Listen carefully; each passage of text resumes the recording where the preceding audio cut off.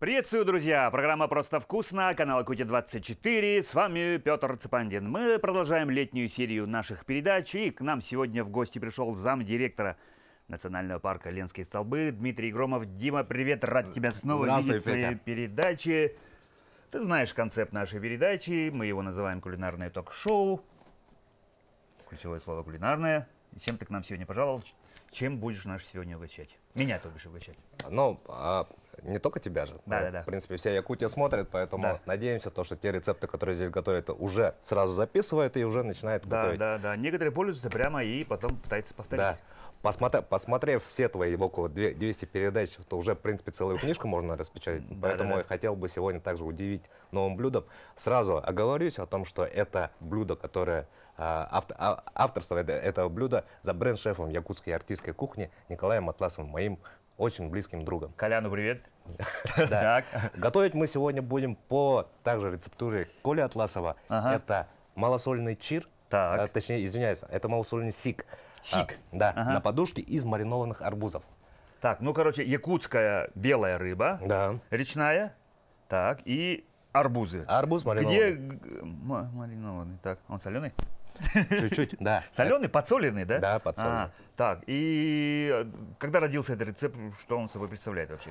Как все будет делаться? Вообще, в целом, у нас в стране идет некий тренд о том, что мы должны искать уже пути решения использования наших местных продуктов, которые произрастают в нашей стране. В том числе и особенности в Якутии. У нас все, что растет, все, что живет и питается вот этими растениями, имеет определенный вкус. Почему? Потому что 7 месяцев отрицательных температур, то есть ниже нуля, и поэтому за короткое летнее время все живое, и растения, и животные пытаются нарастить, чтобы выжить вот эти долгие холодные вечера. Поэтому здесь вкус более насыщенный, более жирный, и, соответственно, поэтому мы, якутяне, на самом деле, счастливые люди. У нас самая вкусная еда. У нас самая вкусная еда, но то, что самая вкусная рыба в мире, это я вообще всем всегда говорю, и иногда спорю, иногда вообще до пены у рта, да, но наша рыба действительно даст многим рыбам фору, да. Он у тебя уже засоленный. Да, сегодня я немножко уже ленивый, потому что Коля уже непосредственно заранее уже подготовил. Это получается, он посолил уже рыбку. Семейство сиговое — это тот же самый красная рыба, то есть это практически семейство лососевых, только подвид сиговые. В данном случае это уже готовое филе сига, без костей, полностью чистое, нежнейшее мясо, жирное, вкусное и малосоленое. И арбузы. Как бы нетривиально это ни звучало, они тоже могут быть маринованные. Это тоже исходит из русской кухни, например, моченые яблоки. Да. Получается, что, новое творческое видение старых наших продуктов. Новая подача. Самое ключевое. Какое будет сочетание? Я хочу посмотреть, особенно крупным планом, пожалуйста, снимите, какое будет у Пети выражение, когда мы это блюдо приготовим. Готовится она очень просто. Очень просто и очень быстро. Да. Мы можем прямо сейчас приступить, сделать, попробовать и стоять общаться, потому что время эфирное наше позволяет. Либо можем чуть-чуть отложить и пообщаться. Да, в принципе, начнем уже с филирования, а ты пока приступай к вопросам. Вопросам, да. Наша первая самая рубрика, которую мы, шутя, называем «Как я дошел до жизни» такой. Я знаю, первый раз, когда ты приходил в качестве агентства развития туризма, ты там работал, да? Сейчас ты работаешь уже в национальном парке.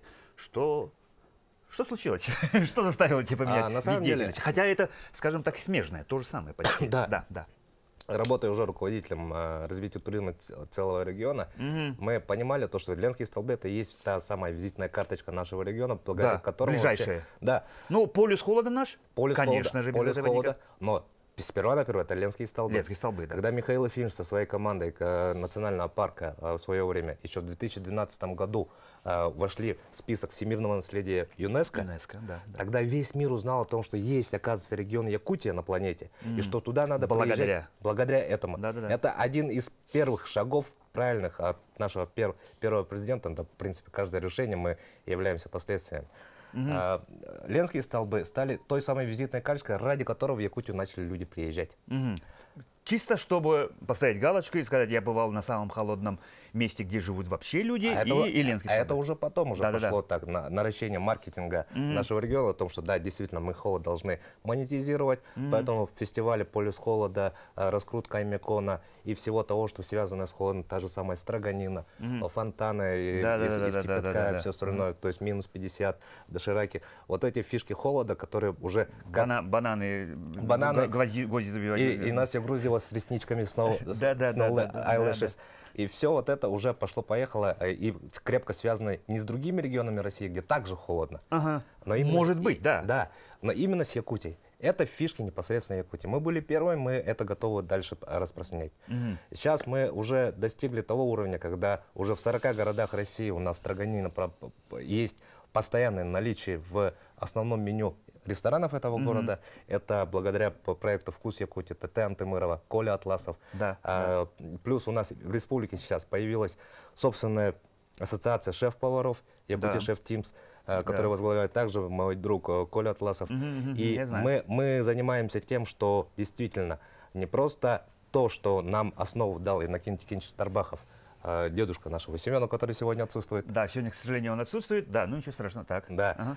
Иннокентий Тикинович нас, якутян, научил кушать и правильно готовить наши собственные продукты и наши собственные рецептуры.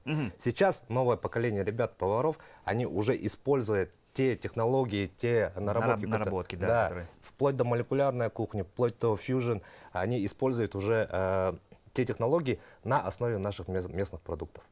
Действительно, если у нас местные продукты, как рестораны, как гастрономические блюда будут уже развиваться, и они будут понятными и вкусными, то, соответственно, оттуда уже подтягивается переработка. А если переработка, то это уже сельское хозяйство, рыболовство, то есть базовая экономика, которым 80% населения нашей республики занимается, она уже будет иметь новый канал сбыта и новые стимулы для развития. Так. Начнем. Можно, пожалуйста, вилку? Давай. Начнем. Да. Филе у нас уже идеально очищено от костей, поэтому нам остается всего лишь просто нарезать тонкими слайсами, тонкими для того, чтобы, это же малосоленая рыба, это так же, как первое поцелуй, она ложится на язык. Какие метафоры ты используешь? Как первый поцелуй, я уже думаю о другом, ладно. Ложится на язык нежно-нежно. Видите, рыба очень нежная, режется очень аккуратно, поэтому мы такие тонкие слайсы будем делать для того, чтобы... такие, да? Да. Вот. Ну, на самом деле, еще по части арбузов. Маринад имеет определенную рецептуру, соотношение которых Коля, конечно, само собой не рассказал, но имеет право, потому что... Я специально вот так чуть-чуть отодвину, чтобы камерам было видно. Автор. Но в составе входит, само собой, соль, вода, пряности, это белый перец, плюс еще травы, которые сейчас растут у нас, потому что якут траву не есть, это вообще на самом деле неправильная вещь. Неправильно, да. Но мы так прикалываемся. Да. Мы едим. Мы, само собой, едим. Очень много трав, даже книги есть. И, в принципе, очень много трав, которые сезонные. Даже, например, те, которые используются в питании всего лишь 5-7 дней. Его можно добывать, например, тот же верету, который приносит блюду неповторимый как раз-таки якутский колорит вкуса. Здесь эти элементы есть. Какие растения, я не успел уточнить у Коли. Плюс еще есть лимонная кислота, для того, чтобы цвет оставить, ну и чуть-чуть кислинки сделать. Ну и капелька бурбона для аромата. Даже так? Капелька. Капелька, хорошо. Вот, поэтому вкус у арбуза потрясающий. Там сохранилась как раз-таки вот этот хрустящая текстура самого арбуза. Вот. Ну, то есть именно вкус арбуза в новом восприятии, он, скажем так, подчеркивается. Ну и самое главное, сладкий вроде бы фрукт, точнее ягода, сочетание с рыбой, с нежной, очень малосольной рыбой, очень даже интересно. Давай сразу попробуем. Давай. Сервировку сделаем по-простому. Берем тарелки. Да, берем тарелочки. Сперва ставим наши арбузики. Вот такие вот красивый, цвет сохранился, даже в маринаде он не потерял свой цвет. Вот. Я бы сказал, даже подчеркнулся. Подчеркнулся. Так. Вот.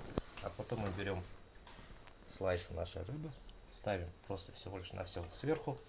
И готово. И готово. Для того, чтобы блюду придать немножко гастрономического вида, мы добавим декор из полевых цветов, которые у нас здесь у тебя на даче растут. Я видел, что ты утром пришел, что Да, там для делал. этого мы просто возьмем... Я думал, куда ты ходишь? Что ты там делаешь? Для этого мы возьмем просто сами бутоны. Просто вот так, да? Да. Какой ты хитрый. Да, но всегда любое блюдо, в первую очередь, до того, как ты его съел, ты должен получить удовольствие, Да. желательно получить Да. от вида, да. От вида ты посмотрел, вау, я вот это хочу съесть. Так должно быть. Да, как есть выражение, женщина любит глазами, мужики желудком. Да. Или, ну, не желудком, Путь лежит вроде Да. как через желудок, но мы тоже склонны к тому, чтобы получить... Еда, она должна нести не просто функцию Да, насытить человека, но еще и и желательно эстетическое тоже. впечатления гастрономические. Чем мы Но я не шеф, поэтому руки у меня дрожат, не все так красиво получается. Но я бы сказал, балаче. Балачо, да. Постараемся. Итак, все, готово. Все готово, да. Итак, мы уже готовы, скажем так, к дегустации. Дима, ну покажи, как это надо делать. Ну, вилку, ножик давай возьмем. Вилку. У тебя уже есть вилка. У меня есть вилка, да? Да. У тебя уже есть нож. Хорошо. Да. И Ну ладно, такими столовыми приборами мы уже начнем дегустацию. режем с рыбой. Да. Отрезали. Петь, ты меня научил, что такое гедонизм, поэтому закрываем глаза. И постараемся максимально получить удовольствие. Да.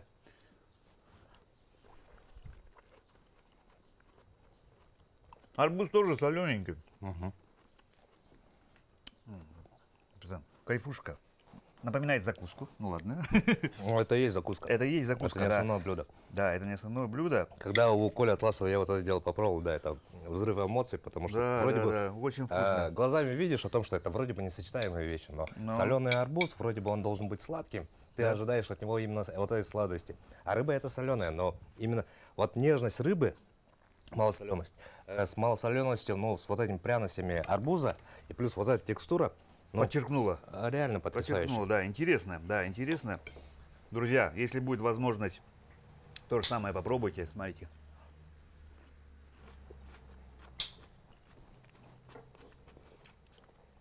Можем делать новые порции и до конца передачи стоять кушать, но работа работой. Да. Давай мы, Дим, с тобой поговорим вот, о нынешней твоей деятельности.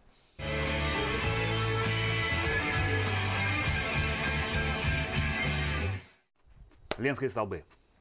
Национальный парк Ленские столбы у нас сейчас в летнем сезоне у нас тоже определенные новинки есть. Например, вся республика знает о том, что сейчас строится у нас. Ну да, не секрет, что уже все знают, что Ленские столбы, мы уже упомянули, что это наследие ЮНЕСКО и одно из самых таких мест, которые визитная карточка для туризма, для местного, для внутреннего, для внешнего. Визитная карточка Якутии и показывает, что ассоциация иностранцев, да, в основном, да, Якутия, Ленские столбы. Холод, Ленские столбы. Да. И что? Какие новинки?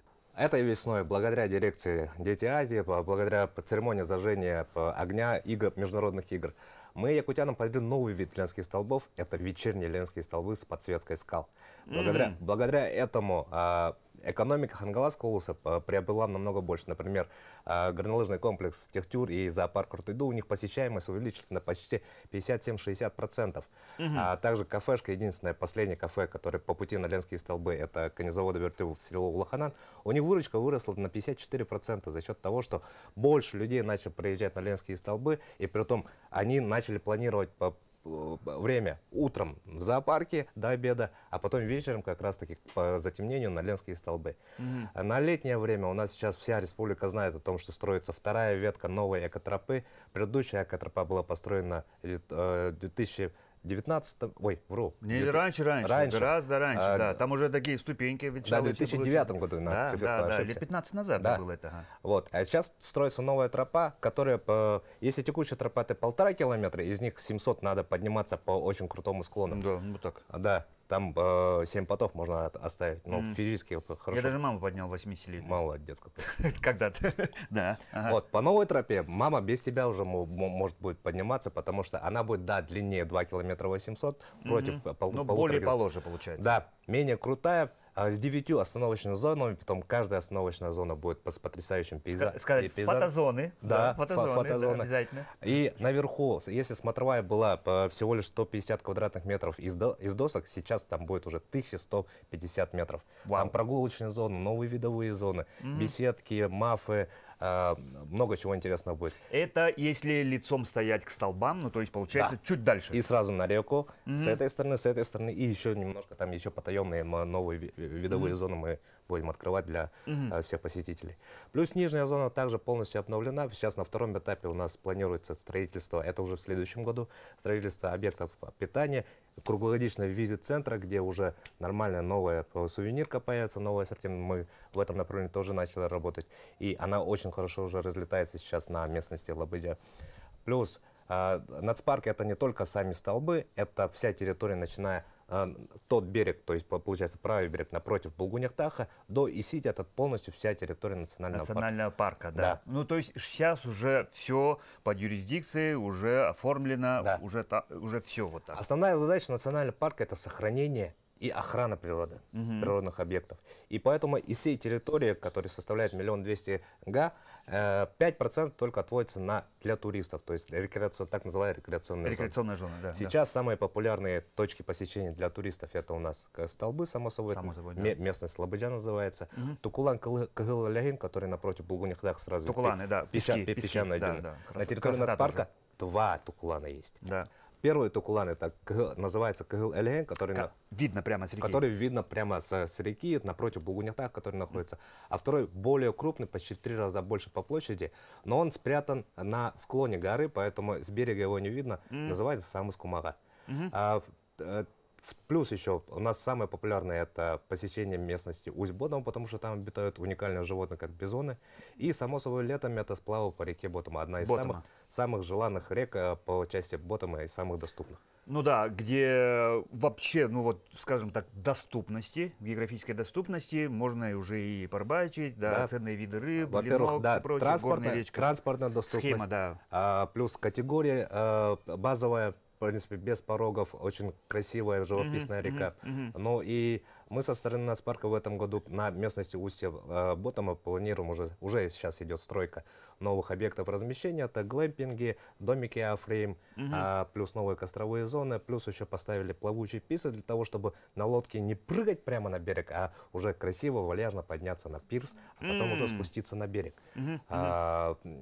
Все максимально делаем для того, чтобы комфортно было нашим гостям. Ну, то есть, скажем так, каждый желающий, ну, с Ботомой, да, я был сам несколько раз, да, ну, каждый раз, ну, какие-то проблемы. Ну, конечно, да, мы не берем чрезвычайные ситуации, когда у нас пожары и все прочее, когда, ну, вообще все территории закрываются для массового выезда. Но сейчас получается, что на Ботому я покупаю где-то, регистрируюсь и иду. Абсолютно верно. С прошлого года пилотный проект, в этом году она полностью заработала. Даже несмотря на то, что 5-й класс пожарной опасности у нас в республике, река Ботома не закрыта для официальных туроператоров. И сейчас нашим гостям можно проходить на сплавы только благодаря как раз туроператорам.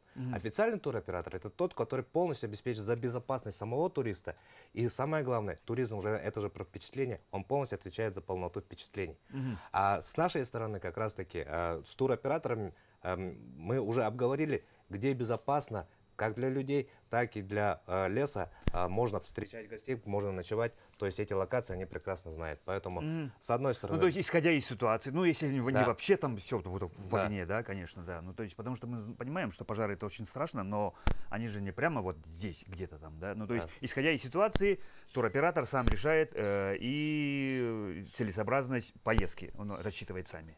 Ну да, ну, туроператор уже получил заявки, а мы, как национальный парк, выдаем им разрешение на пребывание на территории национального парка, в том числе на воде. В этом году уже каждые выходные, на прошлых выходных было около 2000 туристов как раз на сплавах. Это было огромное количество людей. То есть данное ограничение вроде бы через туроператоров позволило упорядочить и проконтролировать безопасность нахождения людей непосредственно на реке Ботома. Вот исходя из этого, как раз в этом году мы хотим пилотно также провести интересный конкурс, который будет называться «Якутия. Сила духа». Это будет туристская Я знаю, да, был слоган «Твоя сила духа». Да, Якутия, твоя сила духа, это так. туристический бренд Якутии. Мы командой Наспарка хотим инициировать как раз-таки вот такой конкурс, который включает в себе, ну, это туристское многоборье, который включает в себе и сплав, и спортивные состязания, и знания по оказанию первой помощи в лесу, плюс на воде. Ну, то есть немножко выживалити, немножко экшен, немножко вот этих приключенческих элементов. Это будет конкурс из 7 этапов. Начнется он у нас уже непосредственно с 5 августа по 11. То есть уже, получается, вовсе идут анонсы. Кто участвует? Команды, да, получается? Да, участвуют не команды, это личное первенство.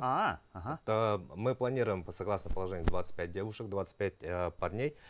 Холостых? Шутка. Тут уже как хотите, потому что на каждом из 7 этапов уже определенное количество участников, по 5 человек. Чуть было не сказал, цель в конце конкурса 25 семей нового образования. Шутка. Ну, возможно, не исключено. Хотя бы одна, да. И, соответственно, выживет, ну, не выживет, победит один человек, у которого будет почести, кубки, медали, грамоты, ну и, само собой, призовой фонд. Да, как долго будет продолжаться и сколько этапов вообще? Заявки будут приниматься до 25 июля. Мы в эфир выйдем 28 же, да? Да, мы уже 28 уже выходим, да. Тогда заявки уже собраны. И конкурс сам продлится с 5 августа по 11, 6 дней. В течение 6 дней каждый день по одному этапу конкурса будет проходить. И, соответственно, мы надеемся, что данное мероприятие будет освещено достойным уровнем, и участников будет много. Призы будут потрясающие. Мы надеемся, что вот таким образом дать понять нашим гостям, нашим жителям о том, что такое сплавы, как к нему морально и физически готовиться, и что такое отношение к природе. Самое ключевое — это именно экологическое просвещение. Мы должны дать понять, что такое воспользоваться природой в долг перед нашими детьми, потому что если мы сейчас будем полностью потреблять, оставлять после себя огромное количество мусора на прекрасных локациях, то действительно у наших детей этой природы не будет. Ну да. Поэтому вот основная ключевая задача вот через спорт, через развлечения, возможно, привлечь внимание к экологическим вопросам. Показать, как нужно это делать. Да. Слушай, Дим, ты сказал, что только 15% жителей Якутии посетили нацпарк, да. Но я знаю, что количество посетителей с каждым годом уверенно растет, да. Ну вот расскажи немножко про статистику и каким образом ведется, скажем, еще большее продвижение вообще вот. Одним из ключевых поставщиков нам гостей именно на столбы является Ленотурфлот, то есть круизное направление. Еще 3 года назад. Теплоходы. Да, еще 3 года назад, еще будучи в агентстве развития туризма, мы с Ленотурфлотами и с нацпарком Ленские столбы проработали определенный механизм, по которому сейчас круизы на Ленские столбы продаются в 349 городах России. Это почти 49 регионов. То есть охват почти на 8. То есть человек, сидя условно онлайн, может раз. Или онлайн, или по-простому. Например, условно, бурятский человек, подал заявку. Житель Бурятии обращается в знакомую ему бурятскую турфирму. И этот турфирма предлагает туры по Якутии как раз таки, и полностью друг другу они доверяют, и турист сюда приезжает. А если мы, как якутская турфирма, войдем в рынок туризма Бурятии и будем искать новых клиентов, потом еще рекламу будем делать, ребят, приходите, мы Якутия, там туда-сюда. Это займет определенное время и затраты. Уйму да, затраты, потому что, непонятно, вообще, может, даже не знаешь, какие еще ленские столбы. Да, поэтому туризм, прежде всего, это про доверие. Потому что это про безопасность и про впечатление. Любой, вчерашний человек, который сегодня решил туристов возить, он не может обеспечить полностью весь спектр впечатлений и плюс, самое главное, безопасности. Ну да. Вдруг что-то может всегда пойти не так. Конечно. Как человек, который сам, скажем так, в кавычках, много езжу и много ездил, иногда и возил туристов, у нас свой охотничий клуб, да, допустим, мы тоже занимаемся, приводим туристов, понимаешь, что это очень ответственное мероприятие, что особенно у нас с охотой, не дай бог, да, что-нибудь такое произойдет, да. В первую очередь, да, это ответственность. Еще раз впечатление. Человек платит деньги за впечатление, он должен получить эти впечатления. А когда, в принципе, у неопытного туроператора лодка не приезжает, или недостойного уровня, или питания совсем от слова нет, или там тушенкой кормят, это не те впечатления, которые человек рассчитывал получить. потому что они же продают вот эти красоты ленских столбов, живописные виды. Не просто свозил, показал, ну, вот конечно. Они стоят, поехали обратно. Свозить туда-сюда — это услуги такси. Да, услуги такси. Не услуги туроператора. Да. Туроператор — это прежде всего про впечатление, про впечатление, да. Хорошо, задам такой вопрос, как человек, который непосредственно там работает. Есть плюсы, да, есть красоты, есть которые нам нужно продвигать, продавать, увеличивать количество туристов, турпоток и все прочее. Есть минусы. Согласитесь, что они присутствуют, да. Вот, например, про питание. Что там, как, что делается? Да, спасибо за вопрос, потому что действительно многие наши гости... Будем честны, они хотят... Да. Почему нету гостиницы? Почему нет ресторана на ленских столбах? Почему нету туалета? Почему напротив есть гостиница, но она дорогая? Чуть ли не так. Как раз таки ответ кроется в самом целеполагании, что такое нацпарк. Нацпарк, как я уже до этого говорил, предназначен, основная цель которого — это сохранение и охрана природных памятников. И, соответственно, на территории национального парка это зона абсолютно покоя, за исключением мест, где есть разрешенное место пользования, как хозяйское, например, или рекреационное. Поэтому все вот эти бытовые, сервисные инфраструктуры должна строиться на противоположном берегу, что и, в принципе, местные предприниматели сейчас успешно уже начинают развивать. Ресторан, пожалуйста, с видом на ленские столбы, но на том берегу. Да. Гостиницы, пожалуйста, на том берегу, но не самих ленских столбов. Ленские столбы должны стоять как есть, как 540 миллионов лет назад, так и, надеемся, за последующие 500 миллионов лет они должны максимально сохраниться так. Вот наша задача нашей смены, нашей команды. Ну, то есть там пунктов питания, чтобы там шавуху продавали, не дай бог, там что-нибудь такое, такого не будет? Да.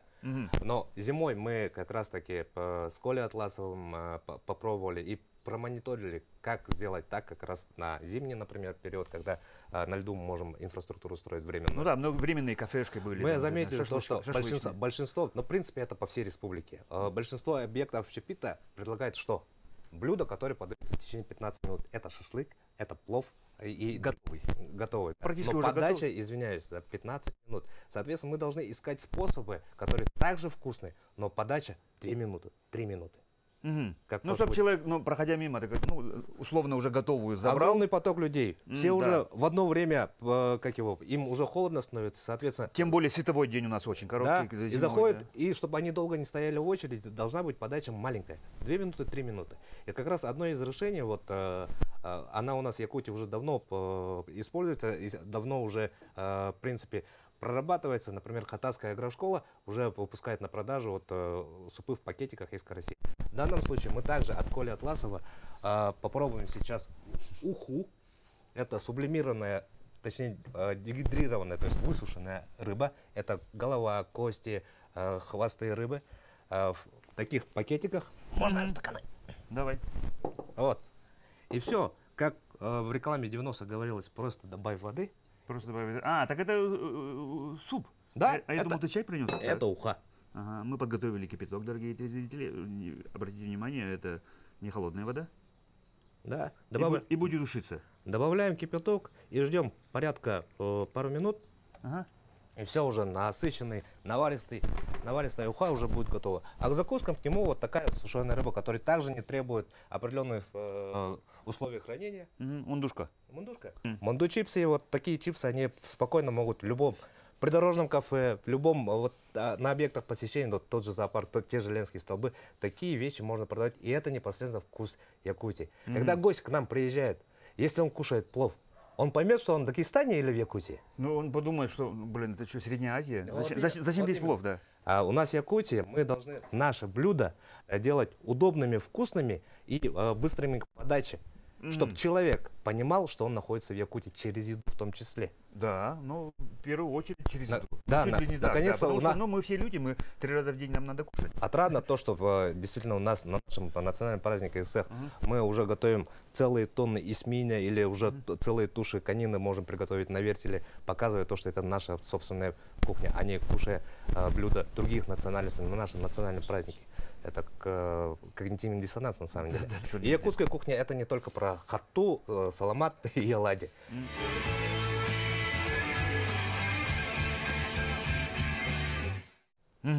Слушай, но ленские столбы у нас все-таки этот, скажем так, товар, он сезонный. Когда у нас открывается сезон, когда он закрывается, немножко расскажи, пожалуйста, и чем Да, отличается вообще. Да, многие гости, ну, опять же, возвращаемся к статистике, всего лишь 15% людей побывало. Думают то, что на Ленские столбы можно доехать на машине. Но, к сожалению, Ленские столбы находятся на правом берегу, то есть на противоположном берегу. И, соответственно... Я всю дорогу думал, что на этом. Да.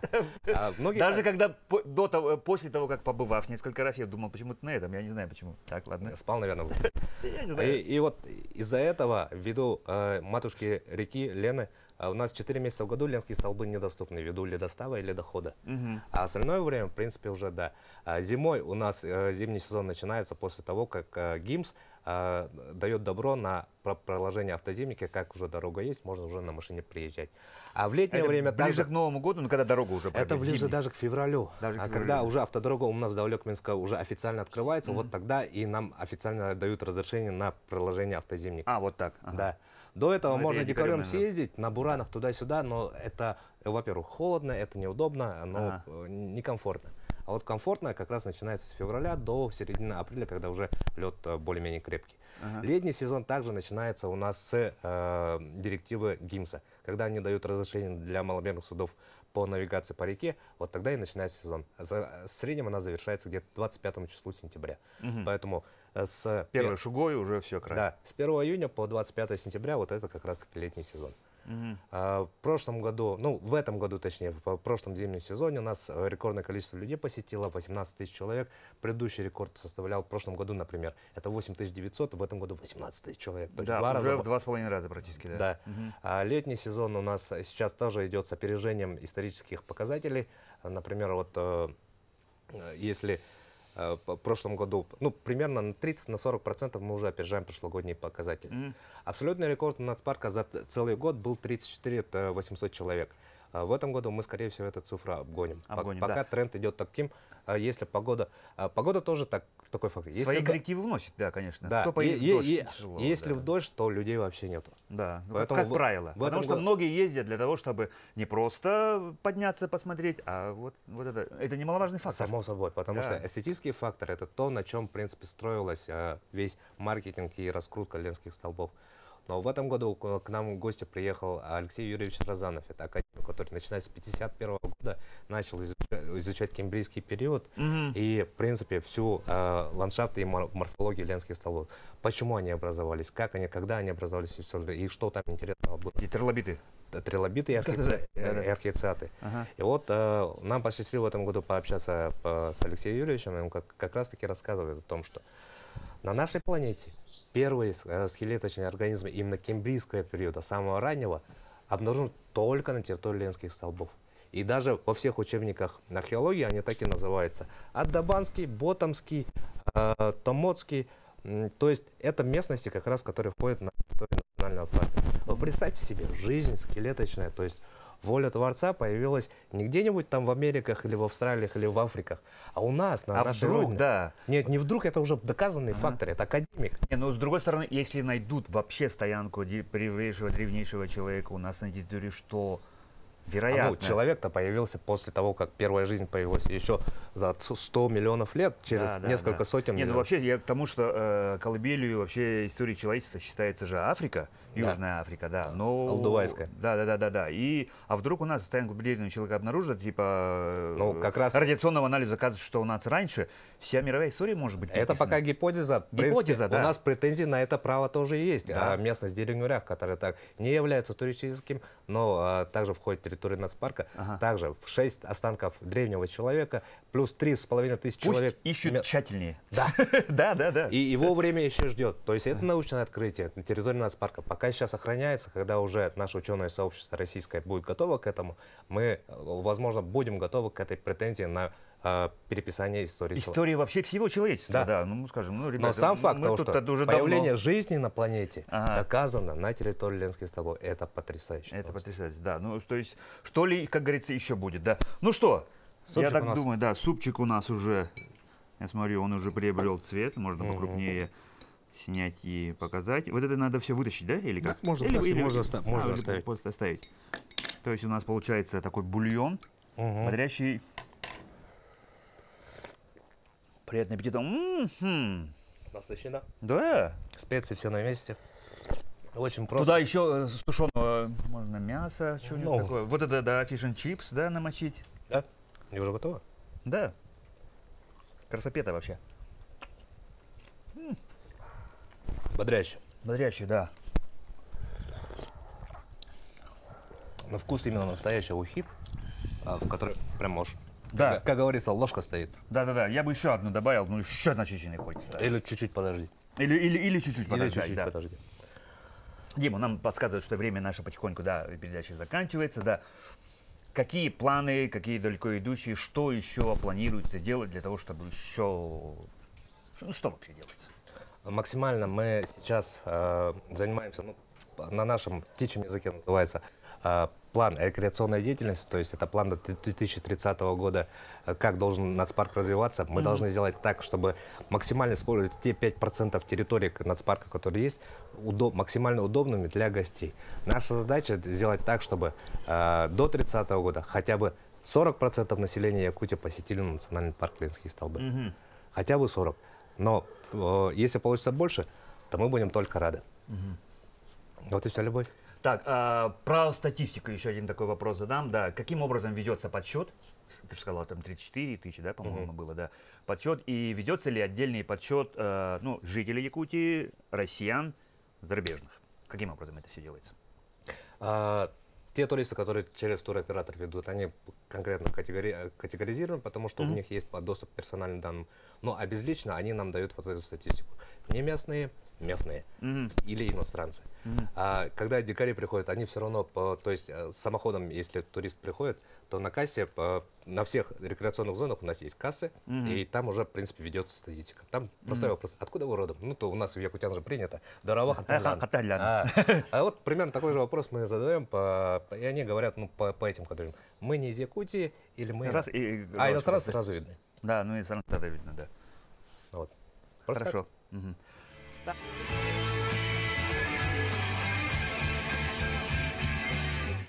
Дим, ну все. Спасибо тебе еще раз, что ты был гостем нашей передачи. Спасибо тебе и Коле Атласову за такой замечательный рецепт. Да, я думаю, что обязательно у него спрошу, как так замариновать арбуз, чтобы он сочетался вот с нашей лучшей в мире якутской рыбой. И в конце передачи у нас, ты знаешь, добрая такая традиция есть. Пожалуйста, на эту камеру пожелания для наших телезрителей. Уважаемые жители Якутии, приезжайте на Ленские столбы.